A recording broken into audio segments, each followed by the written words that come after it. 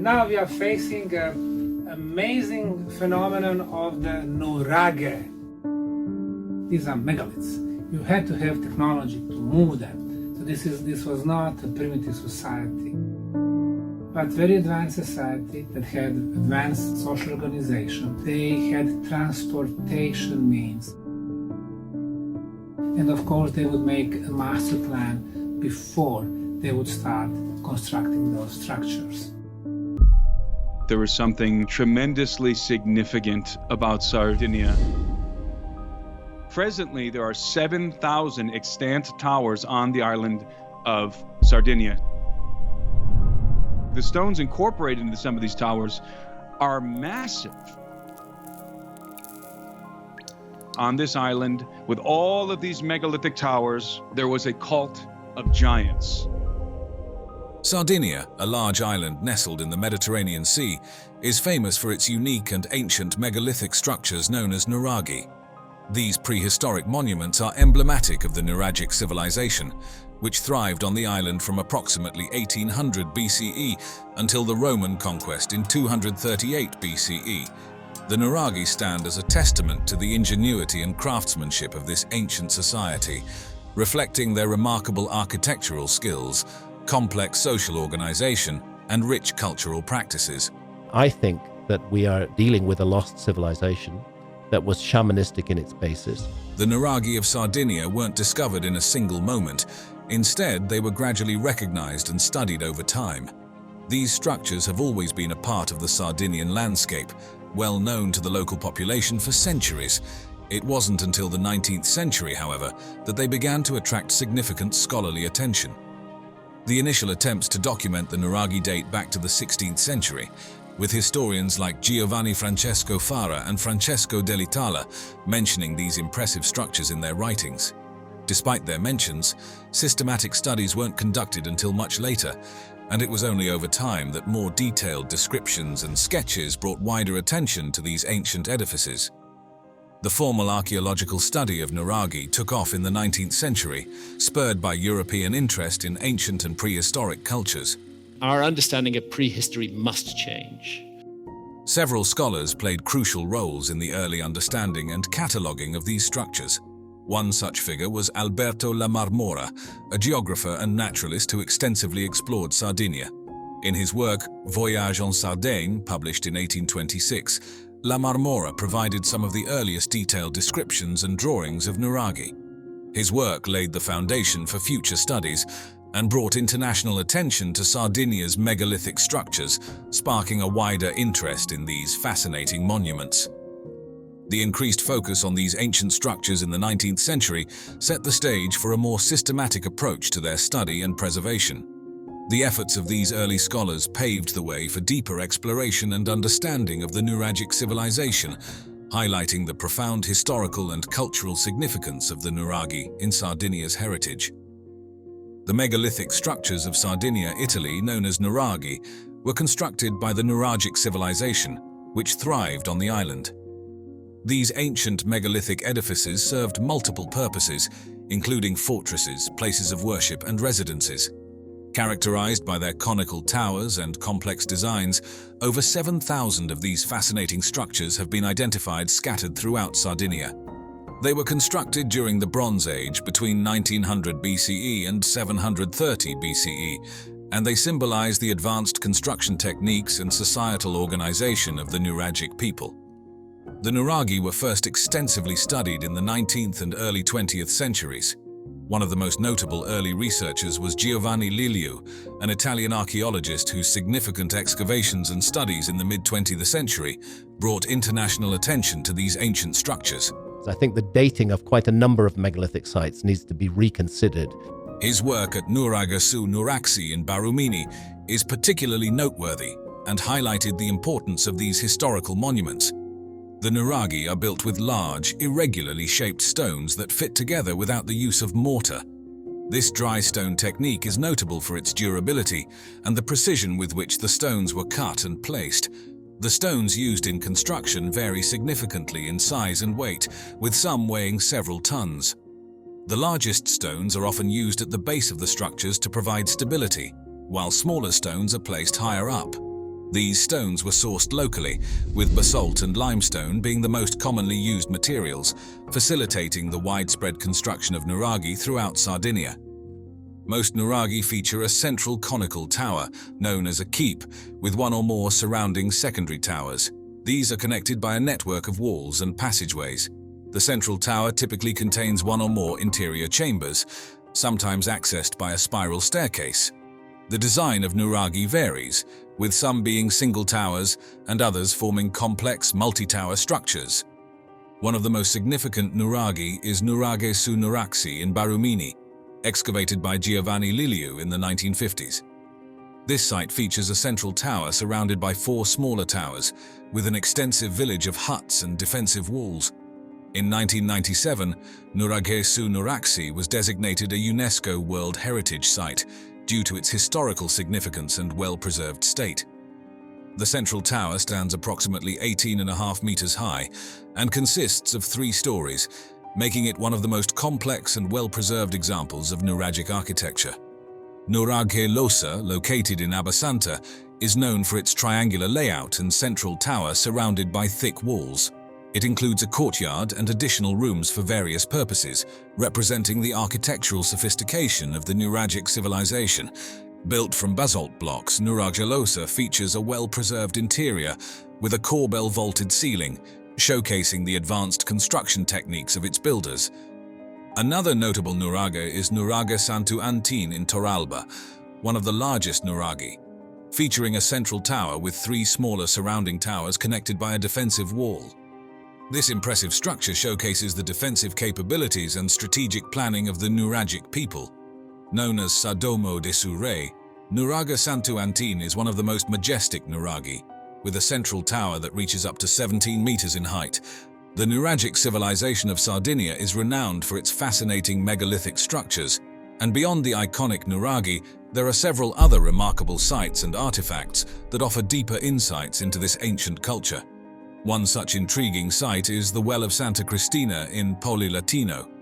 This subterranean temple is an architectural marvel, featuring a trapezoidal vestibule, a descending staircase, and a circular well chamber. The well is constructed with meticulously cut basalt blocks, forming a perfect dome over the chamber. What makes it even more captivating is its precise alignment with the sun during the equinoxes, where sunlight penetrates the entrance and illuminates the water inside, creating a striking visual effect. The precision of the stone cutting and the dry construction technique reflect advanced knowledge of geometry and engineering. Remarkably, the well remains dry even in the wettest seasons, showcasing sophisticated water management techniques. Theories suggest the well possibly served as a solar calendar marking important agricultural or ceremonial events. Another fascinating aspect of the Nuragic civilization is their craftsmanship in creating bronzetti, small bronze statuettes found at various sites. These figurines, depicting warriors, animals, and deities, are detailed and showcase high levels of craftsmanship. The variety of figures, including intricately detailed warriors and symbolic animals like bulls, highlights the Nuragic people's artistic sophistication and the symbolic importance of these figures in their culture. The myths of the world, those that have survived, are the Hall of Records of the lost past. Many of these bronzetti are believed to have been used in ancient ceremonies, serving as votive offerings or representations of mythological stories, and they indicate a society with distinct social roles and a rich pantheon of gods and goddesses. The giants' tombs is another impressive feature of the Nuragic landscape. These megalithic gallery graves consist of a large central stele and a burial chamber covered with massive stone slabs, with entrances often marked by semicircular forecourts. Codu Vecchiu is one of the largest and most well-preserved examples, with its central stele standing over 4 meters high, and the burial chamber designed to accommodate multiple individuals. These tombs demonstrate the Nuragic people's ability to move and manipulate large stones, and were likely used for communal burials, indicating a collective approach to death and the afterlife. Local legends often associate these tombs with giants, reflecting the monumental scale and awe-inspiring nature of these structures. Many of these tombs are oriented to align with specific celestial events, such as solstices or equinoxes, suggesting a deep connection between Nuragic burial practices and astronomical observations. The alignment of giants' tombs with celestial events is similar to other megalithic structures worldwide, indicating that the Nuragic people possessed advanced knowledge of astronomy and used it in their spiritual and everyday lives. These tombs may have served not only as burial sites, but also as locations for ritualistic activities related to ancestor worship and seasonal ceremonies. The communal nature of giants' tombs is reminiscent of other ancient collective burial sites, such as the passage tombs of Newgrange in Ireland, which also align with astronomical events, highlighting the widespread ancient practice of integrating burial rituals with celestial phenomena. Are we secure on the dating of all the structures above water on Malta? And I suggest strongly that we're not. Yeah. There are very few carbon dates from Malta, and the new dating work that's been done there hasn't added usefully to that database. Been very little carbon dating done on the Maltese temples. And that carbon dating is itself insecure. Malta used to be joined to Sicily during the Ice Age. Malta wasn't an island, it was part of the mainland. Yeah. Imagine standing before structures that predate the Great Pyramids and Stonehenge, shrouded in mystery and built by a civilization lost to time. I believe that's the time where we lost track of an episode in our story, where we lost track of an earlier civilization. Welcome to the megalithic temples of Malta, some of the oldest freestanding structures on Earth. These architectural marvels are not only masterpieces of ancient engineering, but also portals into the past of a sophisticated society whose understanding of astronomy continues to intrigue scholars and scientists. A deep understanding of astronomy that could only be gained through hundreds of years, maybe thousands of years of very careful observation. Join us as we explore the secrets these stone giants hold, revealing insights into a world both ancient and astonishingly advanced. Despite their historical and architectural significance, these ancient temples were not recognized for their true value until the late 19th century. Before this period, local awareness of their antiquity was minimal, and preservation was not considered a priority. Throughout earlier centuries, the temples suffered from local farming and building practices that led to significant deterioration. Stones from these structures were frequently removed and repurposed for new construction projects. A lot of archaeology that gets done doesn't get done because of a targeted search. It may be because a dam is being built or a new highway is being built. The first documented mention of the temples appeared in Jean-Quentin d'Autin's 1536 publication Insulae Militae Descriptio, which noted the existence of ancient ruins on Malta, though detailed archaeological interest would only take shape much later. Dating from 3600 BC to 2500 BC, these temples are older than both Stonehenge and the Egyptian pyramids. Recognizing their profound historical and cultural significance, several of the temples were designated as UNESCO World Heritage Sites in 1980. This recognition was a crucial step in ensuring their preservation and promoting further scholarly research and public awareness. Systematic studies and excavations of these sites began in earnest in the early 20th century with Sir Themistocles Zamet, a man of many talents including archaeology, medicine, history, and curation. Starting around 1905, Zamet's extensive archaeological work marked a significant pivot towards the scientific exploration of these structures. His efforts established a chronological framework for the construction and usage of the temples, greatly enhancing our understanding of prehistoric Maltese culture. A lost civilization of prehistoric antiquity. Zamet's findings not only attracted international scholarly interest, but also helped increase tourism, bringing additional funding and support for further studies. Among his discoveries were numerous artifacts, including pottery, tools, and the iconic Fat Lady figurines, thought to represent a fertility goddess or a maternal figure. Continuing from the fascinating historical backdrop and archaeological discoveries, the megalithic temples of Malta are not just ancient architectural marvels. They are sophisticated structures that intricately reflect the socio-religious fabric of the society that constructed them. Their design demonstrates an advanced knowledge of stonework and astronomy. The temples are renowned for their unique trefoil layout, which consists of 3 semicircular chambers connected by a central corridor. This design is not only unique to Maltese temple architecture, but is also laden with symbolic meanings. It could represent various stages of life, celestial bodies, or deities from local mythology, with the repetition of the number 3 perhaps signifying a sacred or divine principle in their cosmology. Functionally, these chambers likely serve diverse ritualistic or communal purposes, each possibly dedicated to different aspects of life or deities. The layout itself facilitates processional movements, which are believed to have been part of the ritual activities conducted within these sacred spaces. Moreover, the orientation and layout of the temples are marked by astronomical precision. For instance, the Nuraghe South Temple aligns with the equinox sunrise, allowing light to flood the main corridor and central chambers at specific times of the year. This dramatic interplay of light and shadows could have been crucial for marking seasonal changes and regulating ceremonial calendars. There was a highly sophisticated knowledge of the precession of the equinoxes, that it's impossible to trace how far back it goes. The choice of temple locations also takes into account visual and environmental factors, such as line of sight to important landscape features, horizon visibility for astronomical observations, and protection from prevailing winds, showing a sophisticated integration of architecture with the natural landscape. The structural engineering techniques used in the temples also reveal the builders' innovative approaches. The use of corbelling, where stones are laid horizontally and each successive layer extends slightly beyond the one below, allowed the creation of self-supporting domed or vaulted structures. This early form of arch construction, predating Roman arches, illustrates their advanced engineering capabilities. Additionally, the flexibility inherent in the corbelling and the interlocking of megaliths without mortar could have provided some resistance to seismic activity, an important consideration given Malta's location within the Mediterranean seismic belt. The decorative elements of the temples further enrich their architectural sophistication. Elaborate carvings and reliefs, including spirals, animal figures, and plant motifs, are deeply engraved into the limestone.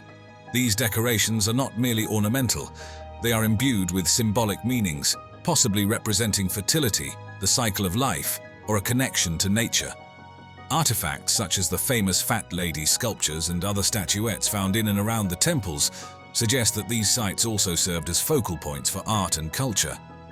Additionally, traces of red ochre found on some temple walls indicate that color was used either to enhance certain carvings or to demarcate special areas within the temples, adding another layer to the sophisticated aesthetic and ceremonial aspects of the temple architecture.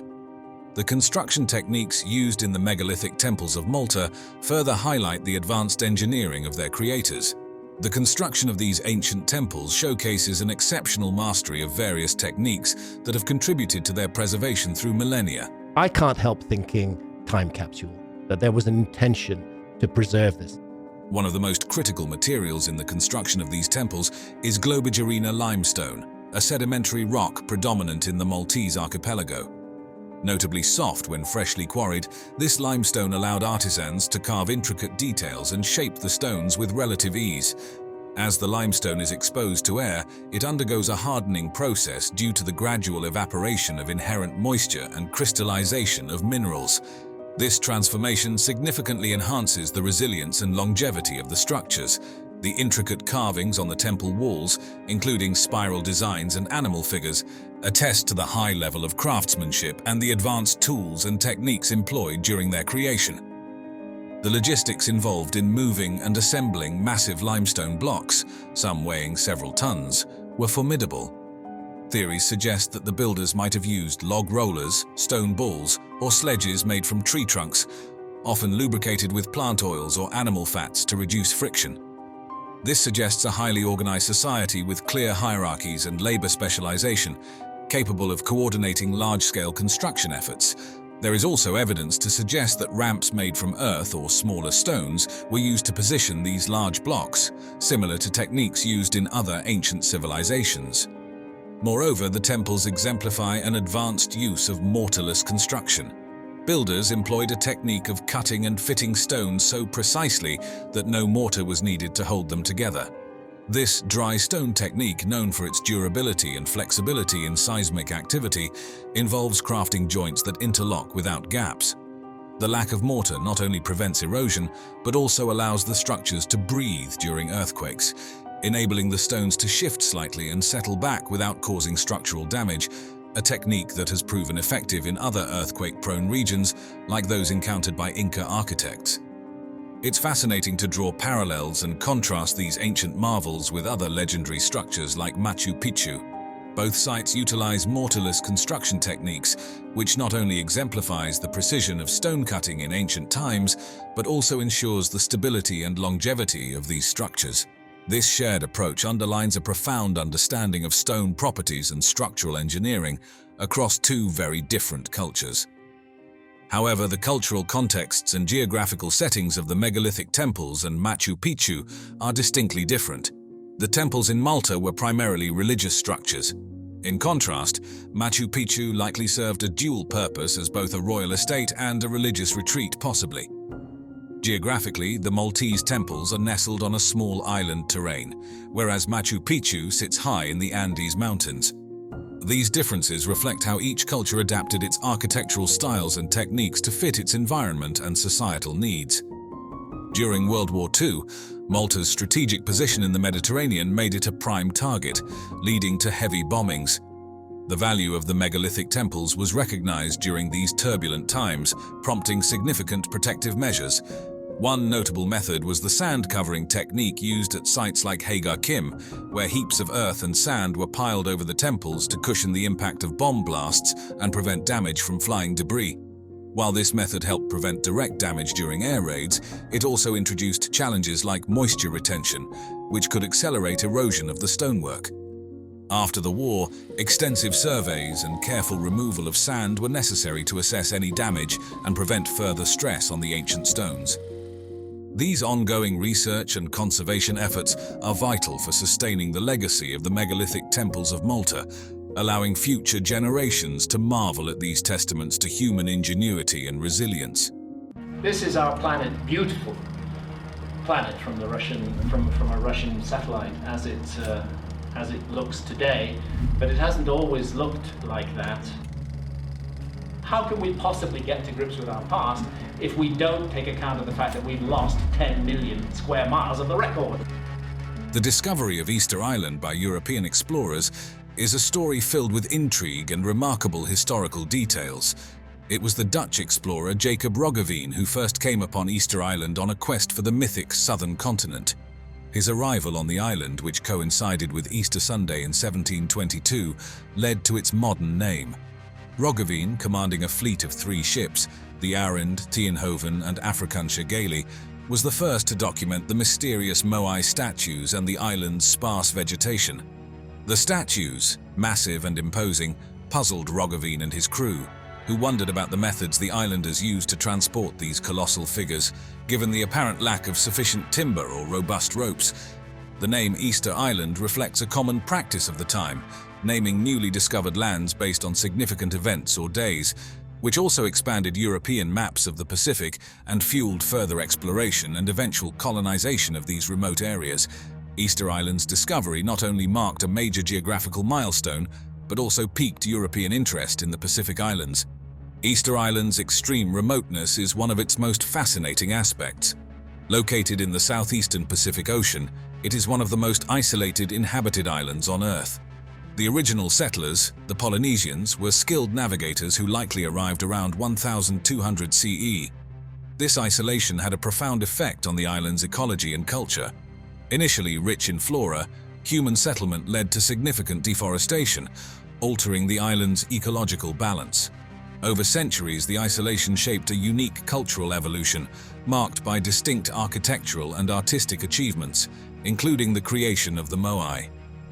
These statues were not merely artistic expressions, but were integral to the social and religious life on the island, embodying ancestors and serving as protectors of the communities. Moreover, the island's location made it an ideal place for astronomical observations. The Rapa Nui, like other Polynesians, were adept at celestial navigation, using the stars to guide their way across vast oceanic distances. This skill underscores the significant navigational capabilities required to reach such a remote destination and maintain a society there. A comparison that highlights the extent of Easter Island's isolation involves Tristan da Cunha in the South Atlantic Ocean. Like Easter Island, Tristan da Cunha is extremely remote, located over 2,400 kilometers from the nearest continent, Africa. However, Easter Island's isolation is even more pronounced, with its closest inhabited neighbor, Pitcairn Island, over 2,000 kilometers away, and the nearest continental point in Chile nearly double that distance. This comparison not only emphasizes the vast distances involved, but also the remarkable navigational skills that allowed the Polynesians to settle and thrive on Easter Island, profoundly shaping its unique cultural and ecological development through centuries. The Moai statues of Easter Island are not only a testament to the island's rich cultural heritage, but also stand as some of the most iconic archaeological features in the world. These statues were primarily carved from volcanic tuff, a type of compressed volcanic ash sourced from Rano Raraku, a volcanic crater which doubled as a quarry. This material, though softer and easier to carve, required delicate handling to avoid damage. The native carvers used tools made from a harder type of rock, basalt, known locally as toki, to shape these magnificent figures. The diversity in size and design of the nearly 900 moai is striking. They range from modest figures about 1 meter tall to towering giants that reach up to 10 meters and weigh over 80 tons. Some of the unfinished statues at the quarry suggest that the moai could have reached even greater sizes, with the largest estimated to be about 21 meters tall. These statues were not just isolated pieces of art, but were typically mounted on stone platforms called ahu, which lined the island's coastline. Far from mere pedestals, these ahu were sacred sites, often embedded with burial chambers for the elite, and were central to the spiritual and communal life of the Rapa Nui people. Interestingly, not all moai face inland. While the majority do, overseeing the villages and supposedly watching over their inhabitants, some face the ocean. This orientation may have had different symbolic or practical purposes, such as marking territorial boundaries or serving as navigational aids. The most spiritually significant aspect of the moai was their eyes, made from coral with either obsidian or red scoria pupils, inserted only during special ceremonies to imbue the statues with mana, a spiritual force believed to protect and benefit the community. These imposing figures represented the deified ancestors of the Rapa Nui, believed to provide spiritual strength and maintain a connection with the spirit world. More than mere representations, the moai were considered actual embodiments of these ancestors, imbued with a potent presence. The construction and erection of these statues likely served a competitive function among the island's various tribal groups, with leaders, known as ariki, sponsoring these statues to establish and legitimize their authority and to demonstrate their ability to mobilize community resources. Moreover, the moai played a significant role in unifying the island's population, with shared religious beliefs and communal participation in their construction and transport reinforcing social cohesion and cultural identity. It is enlightening to compare these statues to the colossal heads sculpted by the Olmec civilization in Mesoamerica. Like the moai, the Olmec heads were massive stone sculptures representing human faces, carved between 900 BCE and 400 BCE. These heads are believed to portray rulers or other significant figures, fulfilling roles of political or religious symbolism similar to those of the moai. Despite being created by cultures separated by thousands of kilometers and many centuries, both the moai and the Olmec heads underscore the universal use of monumental statuary to express power, authority, and religious significance across disparate human societies. This comparison highlights the remarkable ways in which different cultures have utilized monumental sculpture to convey and preserve their legacies. The moai statues of Easter Island are not only a testament to the island's past civilizations, but also a window into the impressive capabilities and daunting challenges faced by the Rapa Nui people. These iconic statues were meticulously carved from volcanic tuff, a material sourced from the Rano Raraku quarry. Artisans used basalt stone tools to carefully outline and then gradually detach the moai from the rock face, a painstaking process that could span months or even years depending on the statue's size. Transporting these colossal figures to their final resting places on the island's ahu was an engineering feat that continues to fascinate historians and archaeologists today. Several theories have been proposed about how the Rapa Nui might have moved the moai. One theory suggests the use of wooden rollers, which would have required significant deforestation. Another posits that the statues were placed on sledges that slid over logs or greased wooden tracks. However, perhaps the most captivating theory is that the statues were walked to their locations using ropes in a rocking motion, a method supported by recent experimental archaeology. These experiments have successfully demonstrated that a replica moai could be moved by a few dozen people using ropes, providing evidence that this could explain the minimal wear on the bases of transported statues and the absence of extensive drag marks. As the demand for larger and more statues grew, the environmental impact became increasingly severe. The extensive use of wood for transport methods contributed to deforestation, exacerbating soil erosion and reducing the island's capacity to build canoes, essential for fishing and transportation. This environmental strain, coupled with intense social demands to build and transport these massive figures, likely put considerable stress on the social fabric of the island, intensifying competition among clans and leading to conflicts and warfare. The situation worsened with the arrival of Europeans in the 18th century, who brought with them diseases to which the Rapa Nui had no immunity. This, along with the removal of some moai by European explorers and colonists, severely impacted the island's demographic and cultural landscape. Amidst these challenges, an interesting theory emerged suggesting that the construction of the moai was a form of ecological overreach. This theory posits that the competitive construction of ever larger statues led to unsustainable practices, such as the overharvesting of essential natural resources. This ecological overreach may have triggered a vicious cycle of environmental degradation, resource shortages, social upheaval, and population decline, serving as a stark reminder of the potential consequences when cultural ambitions clash with environmental limits. This narrative underscores the delicate balance between cultural achievements and ecological sustainability, a balance that, once lost, can lead to the decline of an entire civilization. As society got more advanced in this time, it seems we have less and less dependence on astronomy. Why would astronomy play as big of a role in them where everything is pointing to X, Y, and Z stars? Well, first of all, let's consider what we mean by advanced. What is an advanced civilization? Are we really an advanced civilization? That is one of the mistakes in looking for a quote-unquote advanced civilization in the past, is that we tend to be looking for ourselves.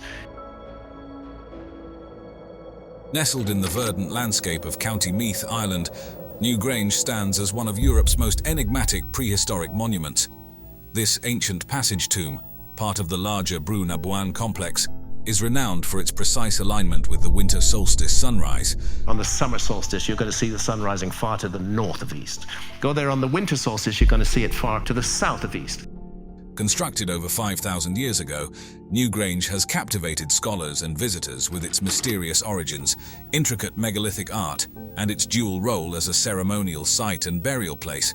Its discovery and study have peeled back the layers of Neolithic society, revealing their engineering prowess and deep spiritual and astronomical understandings. And that's why we get the astrological ages. Again, mainstream science sneers at these things. Interestingly, while Newgrange was known to the local population of the Boyne Valley, it didn't capture the attention of scholars and historians until much later. To think that somebody was here 5,000 years ago, I think it must be as close to immortality as you could hope to get to. The journey of rediscovering Newgrange began before the scholarly world took an interest, when it was merely part of the local folklore and agricultural landscape. It wasn't until the late 17th century that it started to draw scholarly eyes, notably through the works of Sir William Wilde in the 19th century. Wilde, better known as the father of playwright Oscar Wilde, was an accomplished antiquarian who documented various archaeological sites across Ireland. His works laid the groundwork for future explorations, though the most pivotal moment for Newgrange came in 1699 during an everyday activity: road construction. A lot of archaeology that gets done doesn't get done because of a targeted search. It may be because a dam is being built, or a new highway is being built. The landowner, Charles Campbell, needing stones for building a road, directed his workers to the large mound on his property. As they dug into the mound, they unexpectedly broke through to a main passageway, unveiling the entrance to what they would soon realize was an ancient passage tomb. This accidental breakthrough led the workers to explore the inner chambers and passageways, where they discovered human bones and possible grave goods, suggesting that the site was used as a burial ground. These initial, albeit informal excavations began to reveal the megalithic art and the structural complexity that Newgrange housed. I can't help thinking time capsule, that there was an intention to preserve this. Recognizing the potential importance of the site, Campbell made initial records of the discoveries. However, these records were quite rudimentary and didn't capture the full archaeological value of the site. As word spread, Newgrange began attracting visitors and curiosity seekers by the early 18th century, turning it into an early form of a tourist attraction. These early tourists left behind accounts that provide a valuable perspective on the site's condition and the public perception over the centuries. The rekindled interest in Newgrange had a significant impact on the study of Neolithic Ireland, leading to more systematic studies and eventually to the extensive excavations carried out by Michael J. O'Kelly in the 20th century. First of all, Professor, how did this great big stone and so many of them get up here? Many of these big stones were lying about on the land surface since the end of the Ice Age. An interesting comparison can be drawn between the rediscovery of Newgrange and the uncovering of Pompeii in 1748, where workers constructing a palace for the King of Naples accidentally stumbled upon the remains of the city, buried since 79 AD by volcanic ash from Mount Vesuvius. Both discoveries, made during routine construction, opened windows into ancient civilizations, offering unprecedented insights into their daily lives, spiritual beliefs, and practices.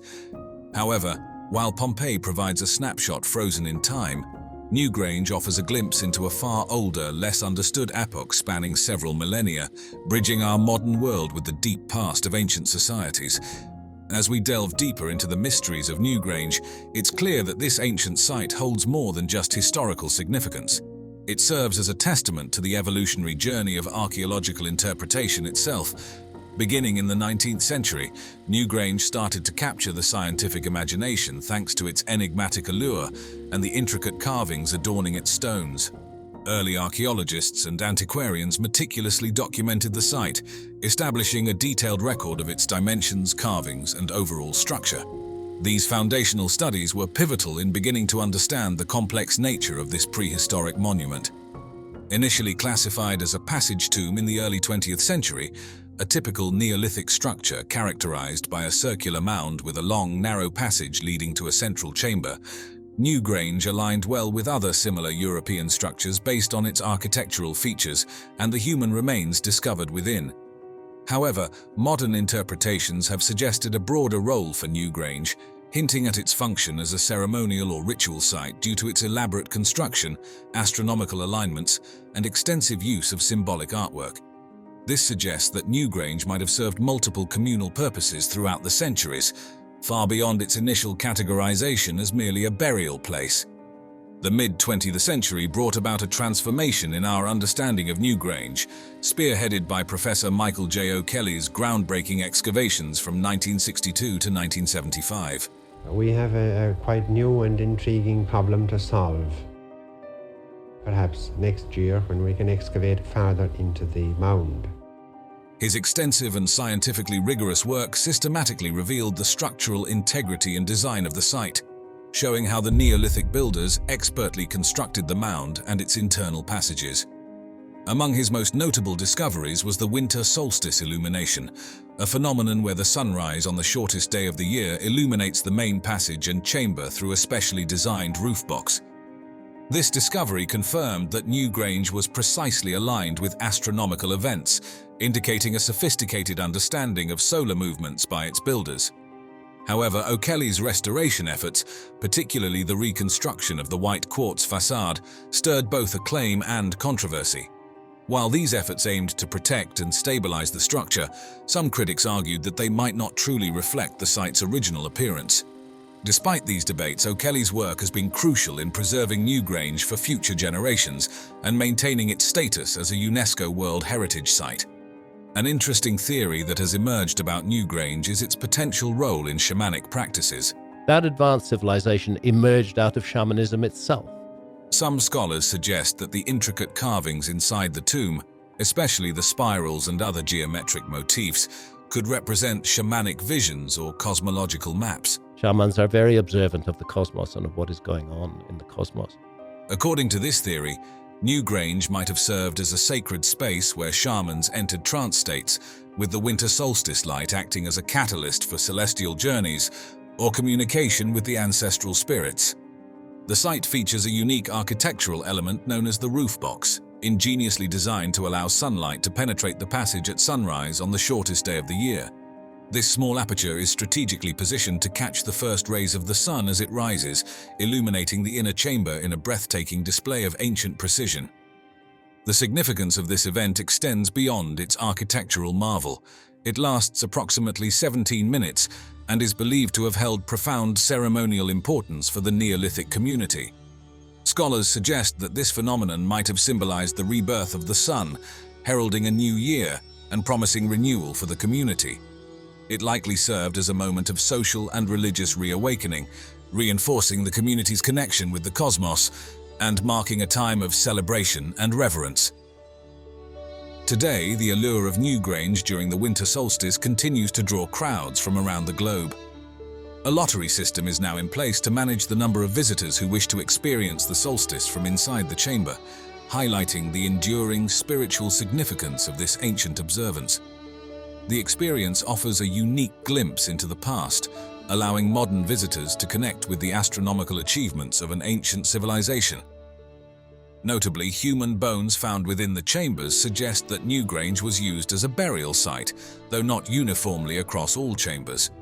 This selective usage adds to the mystery of Newgrange, indicating it may have served multiple functions, possibly as a final resting place for important members of the community. Drawing a parallel with another marvel of ancient engineering, the Egyptian pyramids, particularly the Great Pyramid of Giza, we see a similar integration of astronomical knowledge into architectural design. Like Newgrange, the Great Pyramid is precisely aligned with celestial events, thought to have been oriented with the pole star of the time, Polaris. This alignment not only underscores their function as tombs or temples, but also as calendars or astronomical observatories, embedding the movements of the sun, moon, and stars into their structures. Both Newgrange and the Great Pyramid stand as testaments to the advanced astronomical understanding of their builders, bridging the earthly and the divine in their monumental designs. I think we're confronted by an enormous mystery with megalithic sites all around the world, and we don't understand them properly. The people who made it knew what they were doing. You don't move around 20-ton megaliths in high relief. You don't do that. There's no way that's a first try. No, there's no way that's a first try. Yeah. There's obviously a hidden background to that. So I think the dating of quite a number of megalithic sites needs to be reconsidered. Korea, a land steeped in history and shrouded in mystery, holds a secret that has baffled archaeologists and historians for centuries. Scattered across its rugged landscape are thousands of megalithic structures known as dolmens, silent sentinels from a forgotten era. Were these massive stone structures merely tombs for the elite, as some scholars suggest? Or do they whisper of a time when giants roamed the earth, leaving their colossal mark on the very stones themselves? Let's explore the mysterious world of Korean dolmens, where myth and reality intertwine, and uncover the truth behind these ancient wonders. I want to know what else is going to be found that hasn't been investigated yet at all. We're just touching the edge of a huge mystery.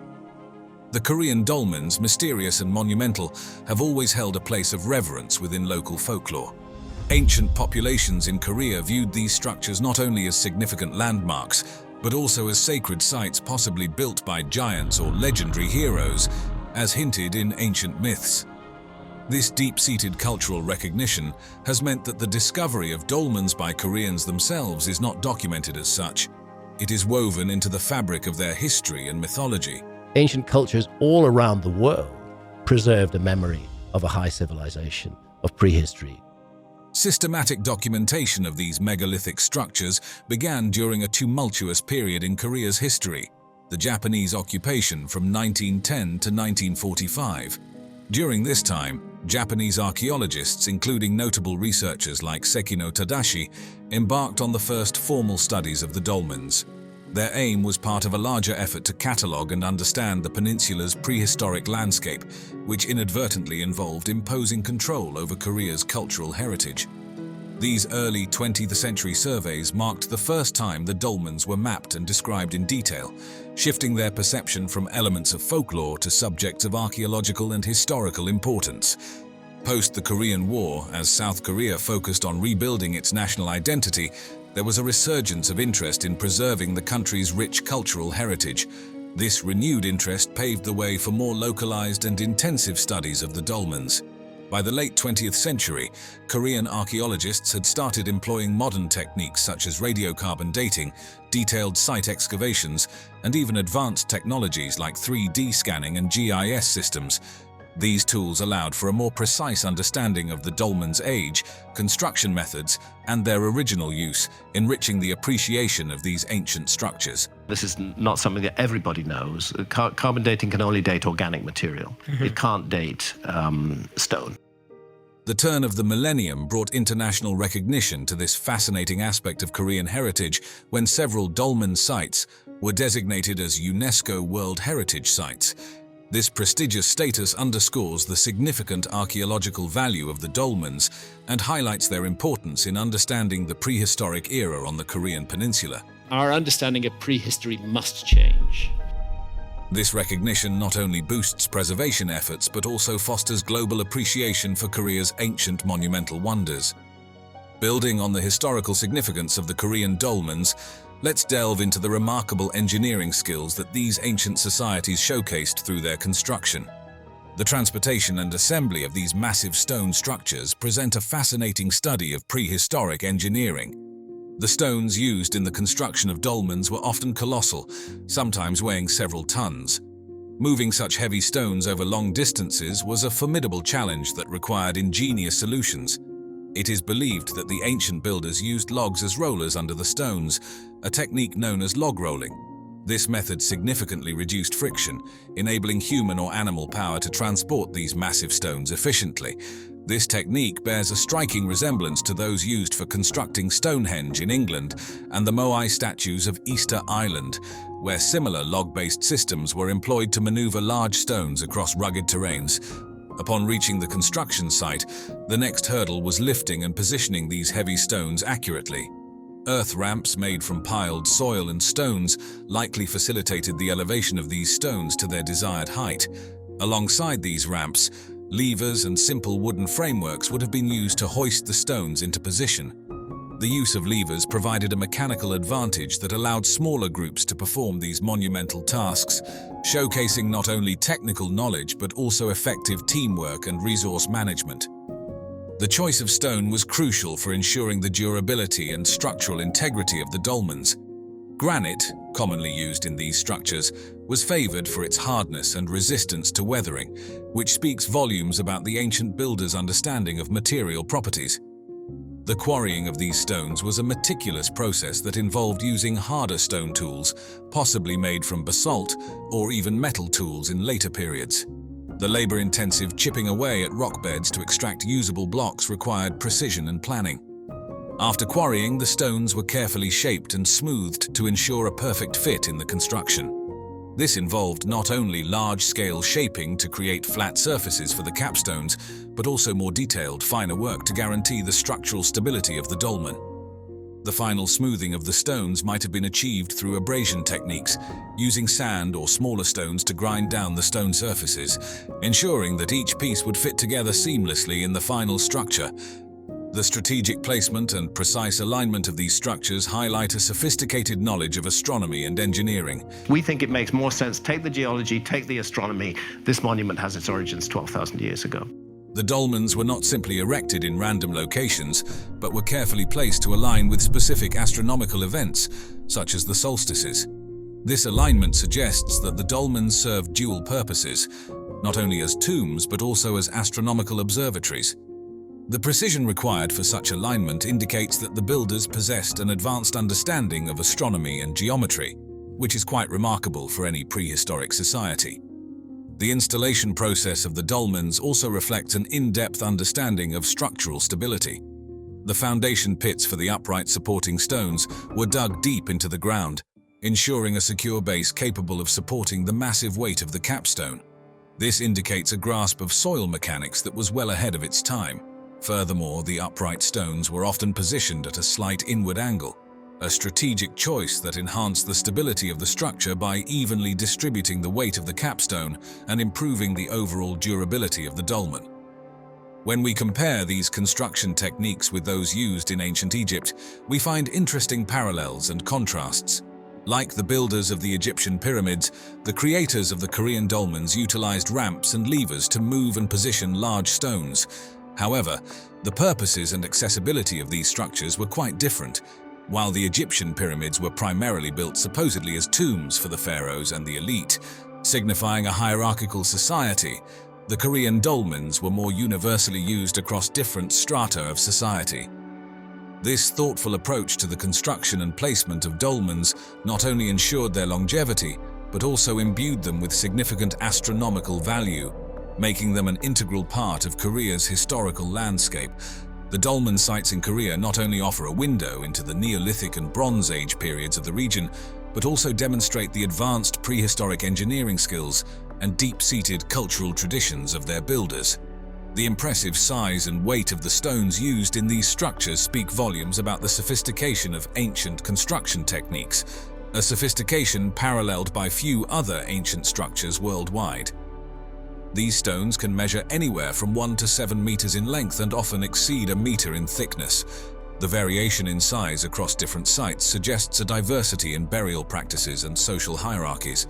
Moreover, some dolmens may have served purposes beyond burials, perhaps as markers of territorial boundaries or as sites for ritualistic activities.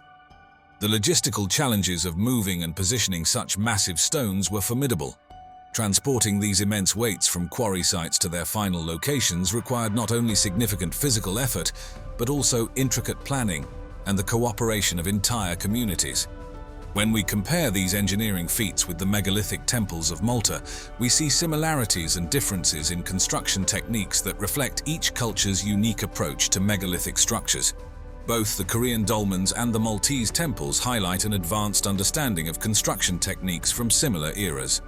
However, while Korean dolmens typically feature simpler structural designs with a focus on vertical and horizontal stone placement, the Maltese temples boast more complex architectural elements like intricate floor plans and decorative facades. This fascinating comparison underscores how different cultures adapted their megalithic construction techniques to fit their local traditions and available resources, creating enduring monuments that continue to awe and inspire. Very ancient structures, thousands of years older than archaeologists suppose, may be hiding in plain view. If you have a relatively short time frame to deal with, then searching for a lost civilization becomes much more complex and much more difficult. But if you have a very long time frame to deal with, there's much more material to investigate. The handiwork of humans is clearly evident in this site. Have you ever heard of a civilization that rivaled ancient Egypt, but vanished without a trace? A great civilization that had been destroyed and that had left some survivors who had come to Egypt. Deep in the heart of Africa, which boasts the world's oldest human artifacts, lies the forgotten kingdom of Kerma. These enigmatic people built massive structures called defufas, but their purpose remains a mystery. Join us as we explore the fascinating history. Kerma Defufa, located near the third cataract of the Nile in what is now northern Sudan, is a significant archaeological site featuring a large mud brick temple known as the Defufa. This impressive structure dates back to around 2500 to 1500 BCE, standing about 18 meters high with a base measuring approximately 50 meters by 25 meters. The term Defufa is derived from the Nubian word for mud brick building, reflecting its construction material and technique. The modern archaeological investigation of Kerma began with George Reisner, a Harvard University archaeologist who started his groundbreaking work in 1913. Reisner's discoveries at Kerma reshaped our understanding of this ancient Nubian civilization, uncovering a vast urban center with extensive burial grounds and a wealth of artifacts. I want to know what else is going to be found that hasn't been investigated yet at all. We're just touching the edge of a huge mystery. His findings indicated that Kerma was not just a peripheral settlement, but a major urban center. The artifacts he found, including elaborately decorated pottery, finely crafted statues, and gold jewelry, suggested that Kerma was a significant center of artistic and cultural production, rivaling contemporary Egyptian cities in its complexity and wealth. Continuing Reisner's work, Swiss archaeologist Charles Bonnet began his excavations in the 1970s, which further expanded our knowledge of Kerma's sophisticated society. Bonnet's team unearthed royal tombs adorned with offerings such as ebony and ivory, highlighting the wealth and power of Kerma's rulers. The layout of residential areas revealed a well-organized urban planning system with distinct sectors for various social classes, and the discovery of organized grave sites containing human sacrifices suggested complex spiritual beliefs.